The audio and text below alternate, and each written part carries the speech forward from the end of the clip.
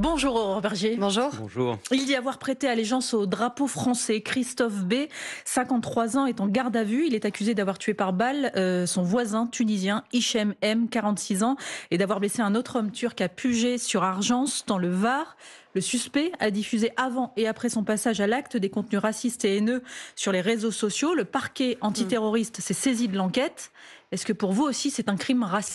Je crois qu'il n'y a aucun doute puisque c'est revendiqué par l'auteur des faits lui-même au regard des vidéos de haine qu'il avait diffusées. Le racisme aujourd'hui, c'est pas que des insultes ou des menaces. Le racisme, ça peut conduire à la mort et c'est ce qui s'est produit malheureusement dans le Var. Et je pense qu'il faut être très clair sur le fait que ces crimes de haine, quels qu'ils soient, sont insupportables dans la République française. L'avocat de la famille, qui était l'invité de France Info ce matin, dit que cet assassinat est, je cite, la conséquence directe d'une atmosphère alimentée par la stigmatisation, les amalgames et la banalisation de la violence raciste. Est-ce que vous êtes d'accord avec ça ?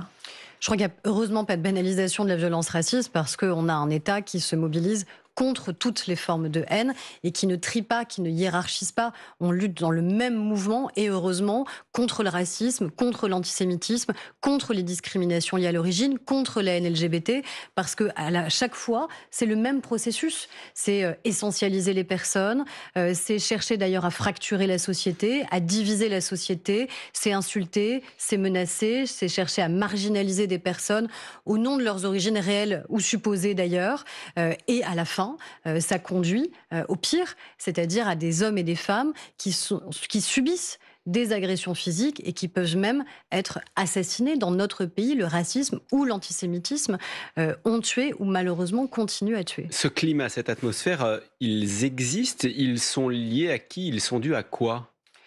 On a malheureusement, c'est pas un climat, je pense, heureusement. C'est-à-dire que c'est pas toute la France qui est étreinte et qui embrasse des théories qui sont des théories racistes, qui sont des théories antisémites, qui sont des théories discriminatoires. Encore une fois, l'avocat ce matin, l'avocat de la famille, parle d'une atmosphère qui est alimentée par du discours politique notamment. Mais qu'il y ait des discours de haine qui existent, on en reparlera d'ailleurs sur la question des réseaux sociaux. Oui, on a des discours de haine qui sont diffusés et propagés, mais on a une République qui tient, un État qui tient et qui combat toutes les formes de haine. Et encore une fois, sans hiérarchie. Celles et ceux qui cherchent à fracturer sont justement celles et ceux qui voudraient qu'on opère une hiérarchie comme s'il y avait des haines qui étaient plus importantes que les autres. Il se trouve que c'est la première fois que le parquet antiterroriste se saisit d'une affaire dans une enquête qui est potentiellement liée à l'ultra-droite. Si c'était confirmé, ça voudrait dire qu'il faudrait aller encore plus loin dans la lutte contre certaines organisations. Bien sûr, mais d'ailleurs, il y a régulièrement au Conseil des ministres des organisations qui sont interdites dans notre pays. Et pourquoi elles sont interdites ? Parce qu'elles sont contraires aux valeurs de la République, parce qu'elles propagent une forme de haine, et encore une fois, quelle qu'elle soit. Il faut les interdire ? Mais quand on a des organisations d'ultra-droite ou d'ultra-gauche qui professent la haine de l'autre, la haine de la République française, la haine de nos valeurs, évidemment qu'il faut les interdire. Et il faut les interdire dans le même mouvement et puissamment les deux, bien sûr.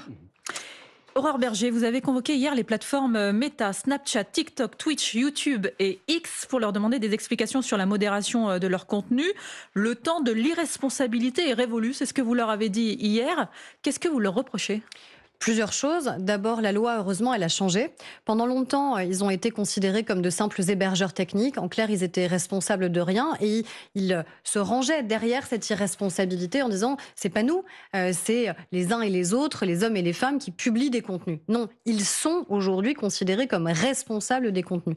Or, qu'est-ce qui se passe ?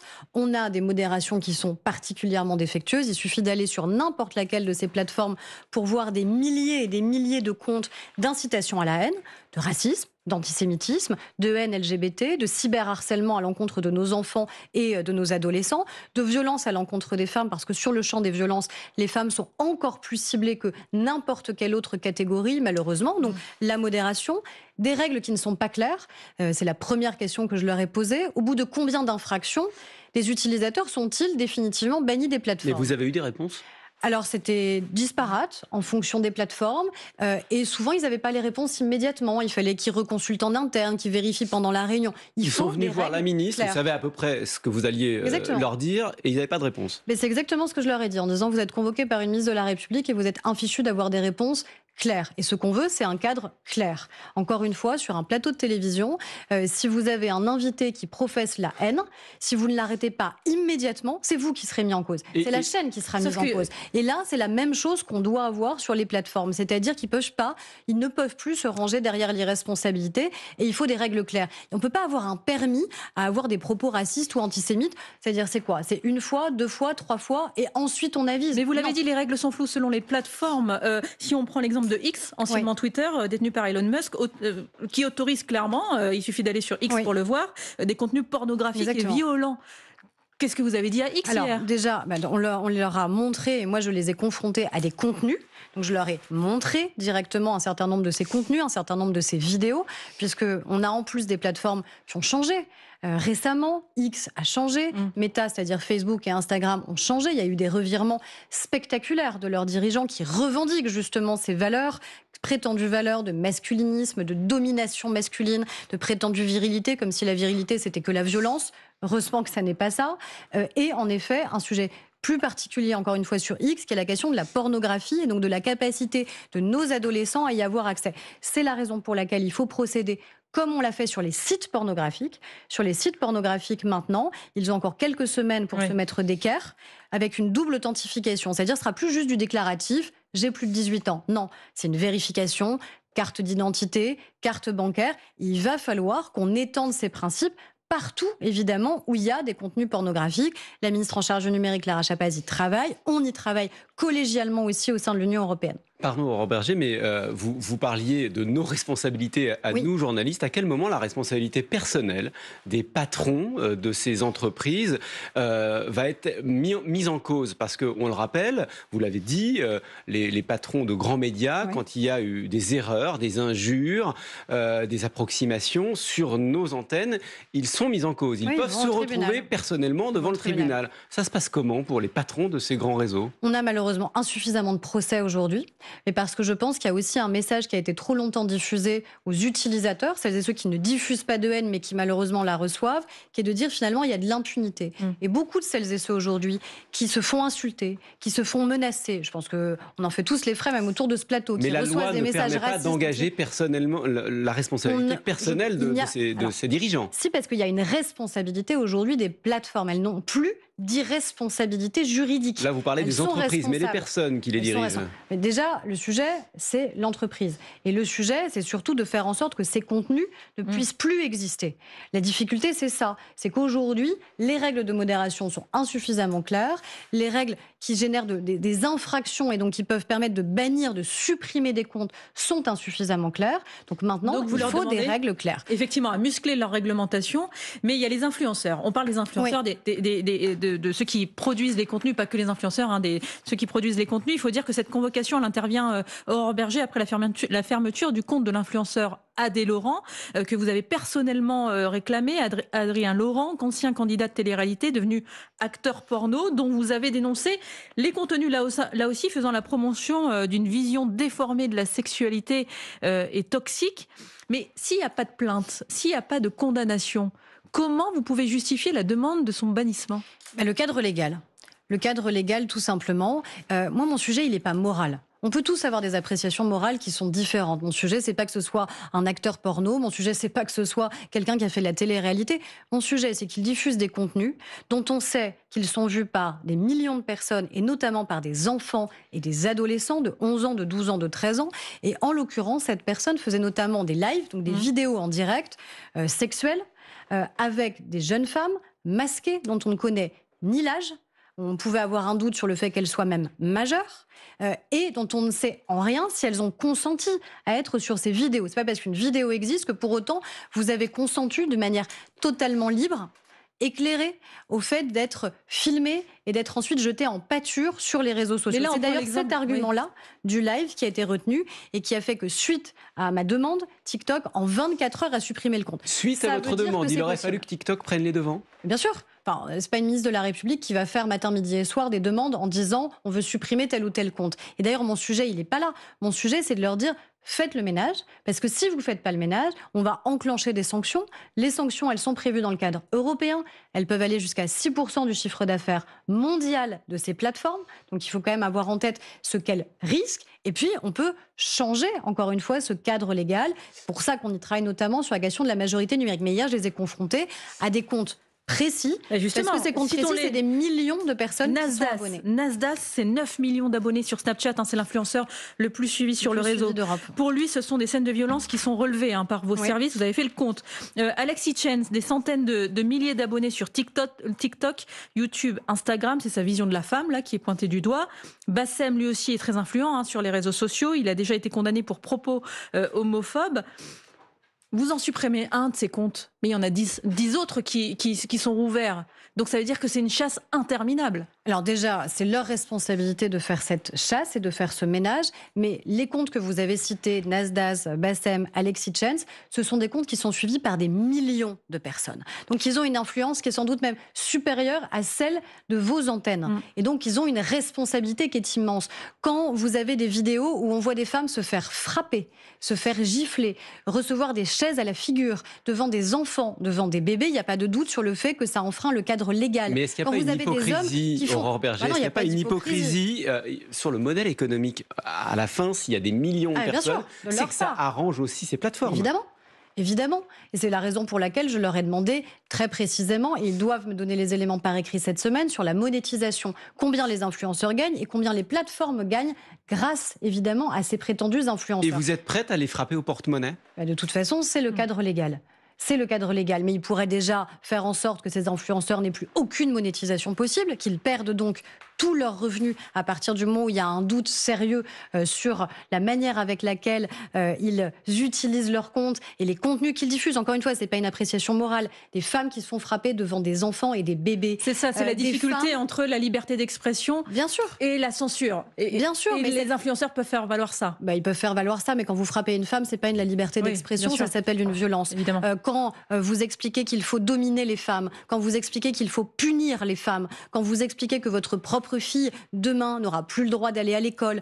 Enfin, vous voyez bien que là, on n'est pas dans une appréciation morale, on est dans le cadre légal. Et c'est là-dessus que je m'inscris, parce que justement, je ne veux pas qu'il y ait de flottement ou de doute sur nos intentions. Dernière question avant le rappel des titres. Vous parliez de majorité numérique. On parle de 15 ans. Pourquoi pas 16? Pourquoi pas 14?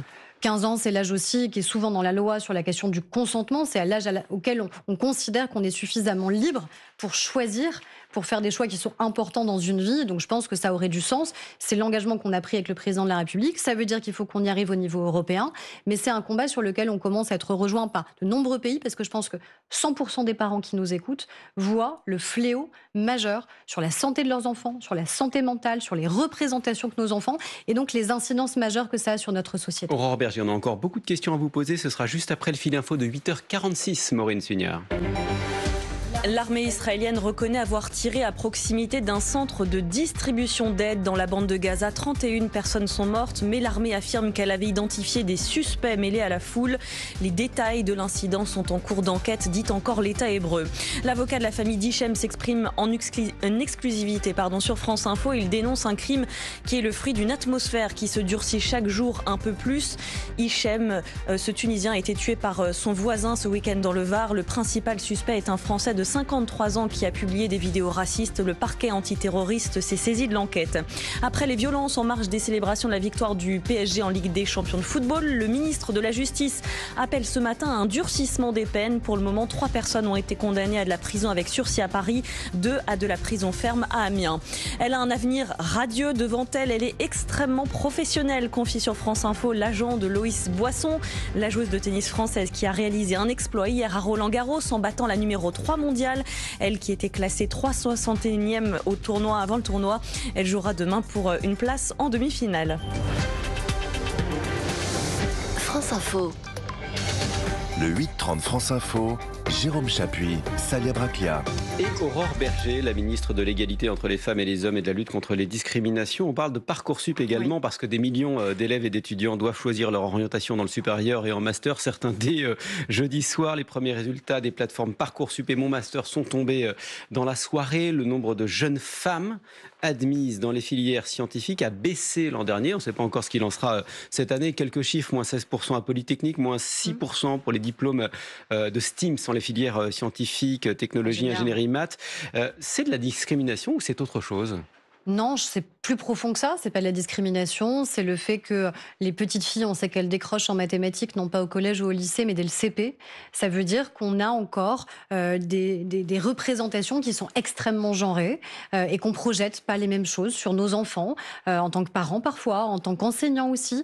C'est parfois des biais qui sont tellement intérieurs qu'on ne réalise plus qu'on les a, mais qui malheureusement produisent ensuite le fait que on a des petites filles souvent qui se sentent exclues, qui se sentent à l'écart. Or, on a besoin d'avoir des femmes, des jeunes femmes qui s'engagent dans les carrières scientifiques, dans les carrières d'ingénieurs, dans les mathématiques. C'est la raison pour laquelle on a lancé avec Elisabeth Borne un plan dédié sur les filles et les maths, notamment pour redonner le goût des maths aussi en général dans notre pays, du raisonnement, de la science. On voit bien à quel point parfois c'est abîmé, aussi sur les réseaux sociaux d'ailleurs.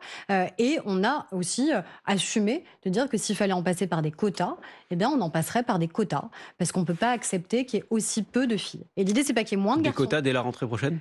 En tout cas, on y travaille. L'idée, c'est pas qu'il y ait moins de garçons, c'est qu'il y ait plus de filles, ce qui n'est pas la même chose. On n'empêchera pas des garçons de candidater. On ne va pas baisser le niveau d'exigence, évidemment, parce que vous savez, en général, quand on parle de quotas et de femmes, tout de suite, le premier argument qu'on nous rétorque, c'est qu'évidemment, ça va affaiblir le niveau. Ça n'a jamais affaibli le niveau. Nulle part, la parité ou la mixité ou la diversité, en général, ça l'élève. Et on a besoin qu'il y ait plus de générations qui s'engagent. Pour les candidatures en master, l'Observatoire des discriminations a mené des campagnes de testing avec 5 noms à consonances différentes. La candidate aux origines françaises supposées reçoit un taux de réponse sensiblement plus élevé que les autres. Là, il y a du racisme ?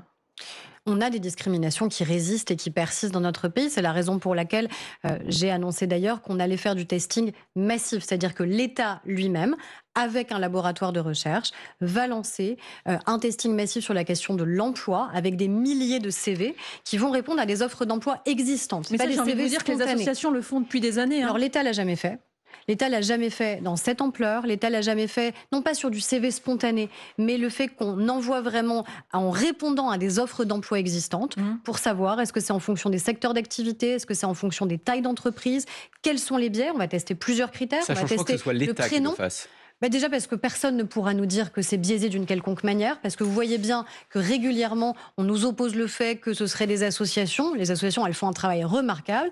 Et je pense que c'est bien que l'État le prenne en charge et assume aussi de dire que oui, dans notre pays, on a malheureusement des discriminations qui persistent, qui sont insupportables, et que ces discriminations, elles disent à un certain nombre de Français que finalement, ils ne sont pas tout à fait égaux, qu'ils ne sont pas tout à fait les mêmes, qu'ils ne sont pas tout à fait les bienvenus. Et tout ça, ça crée un terreau qui est insupportable. On peut pas en permanence parler des républiques, parler de valeurs républicaines, si à la fin on a des entailles dans ces valeurs qui sont aussi des discriminations. Donc on va tester le prénom, le nom de famille, l'adresse, le sexe, c'est les premiers critères. S'il faut élargir sur d'autres critères, sur l'âge, sur le handicap, s'il faut ensuite faire des testings sur la question de l'accès au logement, on le fera. Avec des résultats quand ? Alors, l'appel d'offres, parce que c'est des marchés publics, va être lancé. On espère avoir 2 vagues de réponses, donc une première dès la fin de l'année prochaine, de manière à dire concrètement ce qu'il en est. Tous les résultats seront évidemment rendus publics. Et puis le corollaire, c'est que si on constate justement des discriminations puissantes qui persistent, moi j'ai aucun doute sur le fait qu'il faudra aller plus loin. Et s'il faut changer la loi, s'il faut qu'il y ait des sanctions qui existent, moi j'y suis prête. Parce qu'encore une fois, c'est un gâchis humain, monumental, c'est un gâchis républicain, c'est aussi un gâchis économique pour les entreprises de refuser qu'il y ait plus de diversité en leur sein. Aurore Berger, le 27 mai a eu lieu à Paris le premier gala des Diaspora Defense Forces, une organisation en soutien à Israël dans sa guerre contre le Hamas. Un événement parrainé par Olivier Rafovitch, le porte-parole de l'armée israélienne, au moment où Emmanuel Macron qualifie de honteux ce qui se passe en ce moment à Gaza.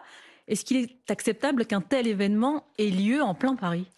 Les événements qui sont organisés sont toujours soumis aux mêmes règles, quels qu'ils soient, quels que soient les organisateurs. Est-ce que oui ou non, il y a un trouble à l'ordre public potentiel ? Ça, c'est pas à moi de l'apprécier. C'est le préfet de police de Paris ou les préfets qui l'apprécient et éventuellement, c'est contesté ensuite devant les juridictions, devant le tribunal administratif. Donc, c'est pas à moi de dire si tel ou tel événement, quel qu'il soit, quels que soient les organisateurs, est acceptable. La position de la France, elle est très claire depuis le 7 octobre 2023. Rappelez que le 7 octobre, c'est d'abord un crime antisémites massifs, des attaques terroristes massives de la part du Hamas. 50 Français qui ont été assassinés le 7 octobre, avec malheureusement des conséquences en France massives sur le regain d'antisémitisme. C'est la demande de la libération inconditionnelle de tous les otages.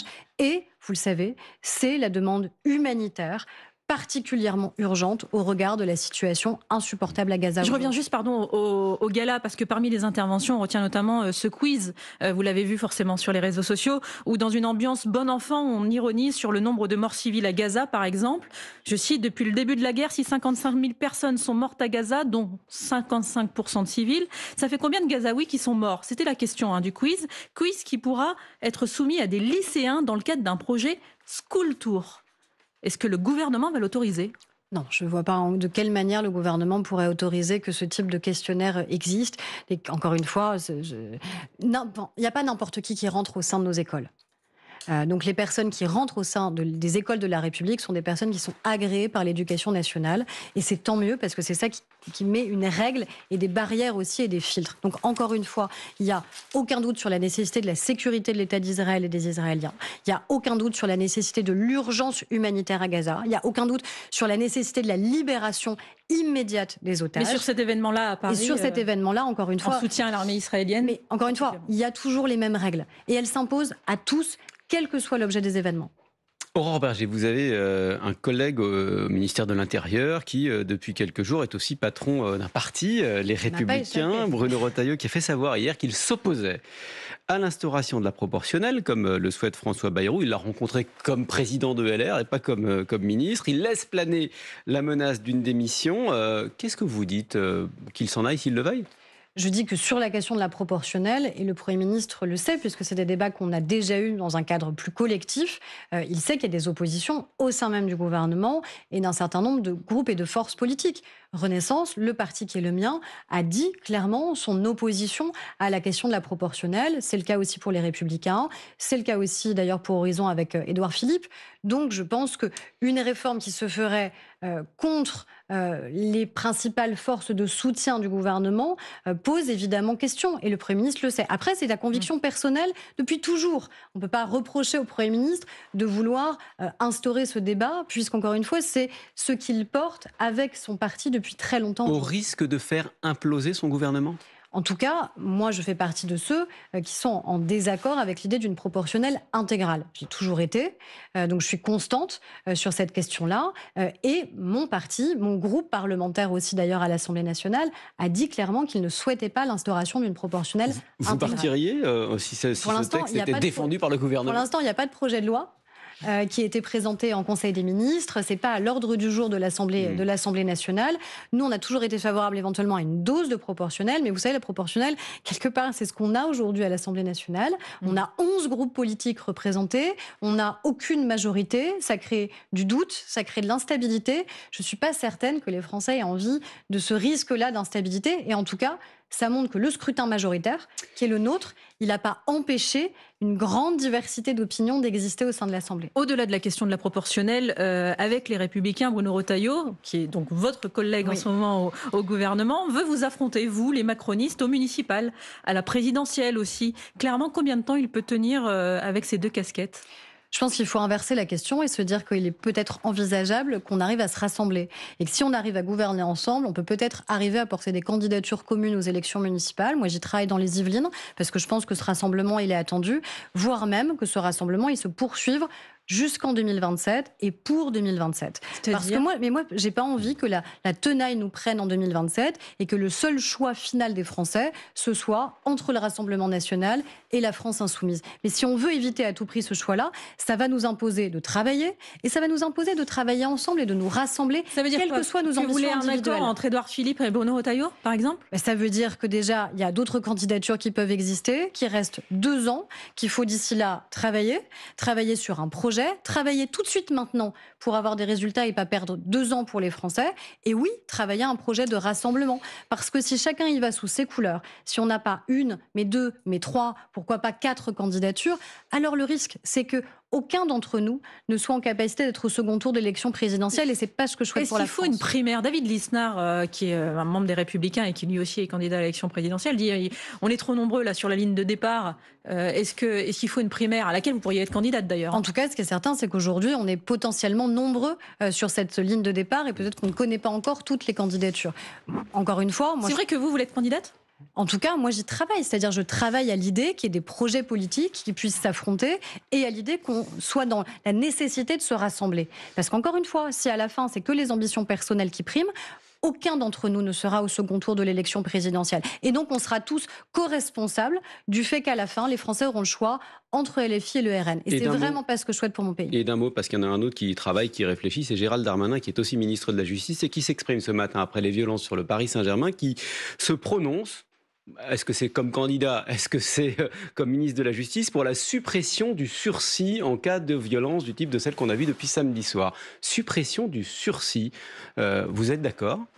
J'ai pas entendu cette déclaration là, c'est ce que vous me c'est sur les réseaux sociaux, ça nous ramène aux réseaux sociaux. À l'instant. En tout cas, ce qui est certain, c'est qu'on peut pas s'accommoder du fait qu'à chaque fois qu'on a un événement d'ampleur, on ait ensuite des violences et un déchaînement de violences avec des gens de plus en plus jeunes, d'ailleurs, qui soient partis de ces violences-là. Et ça, c'est insupportable. Je pense que ça crée une exaspération massive des Français, et c'est normal qu'ils soient exaspérés. Donc, c'est notre responsabilité d'y mettre un terme. Merci Aurore Berger, ministre d'égalité entre les femmes et les hommes, était l'invité de France Info ce matin.